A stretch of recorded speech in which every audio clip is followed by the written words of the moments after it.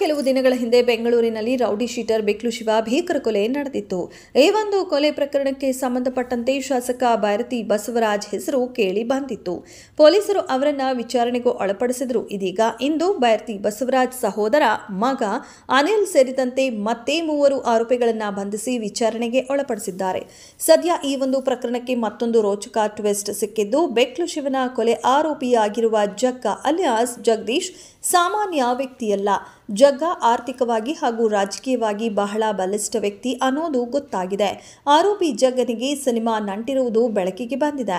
ನಟಿ ರಚಿತಾ ರಾಮ್ಗೆ ಉಡುಗೊರೆ ನೀಡಿರುವ ಫೋಟೋಗಳು ವೈರಲ್ ಆಗಿದ್ದು, ಪೊಲೀಸರು ತನಿಖೆಯನ್ನ ನಡೆಸಿದ್ದಾರೆ. ಇನ್ನು ಸಿನಿಮಾ ನಂಟಿನ ವಿಚಾರಕ್ಕೆ ಬರೋದಾದ್ರೆ, ರವಿ ಬೋಪಣ್ಣ ಸಿನಿಮಾದ ಶೂಟಿಂಗ್ ವೇಳೆ ಈಗ ನಟಿ ರಚಿತಾ ರಾಮ್ಗೆ ಸೀರೆ ಹಾಗೂ ಚಿನ್ನಾಭರಣವನ್ನ ಉಡುಗೊರೆಯಾಗಿ ನೀಡಿದ್ದ ಜಗ್ಗನ ಬೆನ್ನಿಗೆ ಶಾಸಕ ಬೈರತಿ ಬಸವರಾಜ್ ಇದ್ದರು ಅನ್ನೋ ಆರೋಪ ಕೂಡ ಇದೆ. ಜಗ್ಗನ ಜೊತೆ ಶಾಸಕ ಕೂಡ ಈ ಕೊಲೆ ಕೇಸ್ನ ಆರೋಪಿಯಾಗಿದ್ದಾರೆ. ಜಗ್ಗ ನಟಿ ರಚಿತಾ ರಾಮ್ಗೆ ರೇಷ್ಮೆ ಸೀರೆ, ಚಿನ್ನದ ಹಾರ, ಓಲೆಯನ್ನ ಗಿಫ್ಟ್ ಮಾಡಿದ್ದ.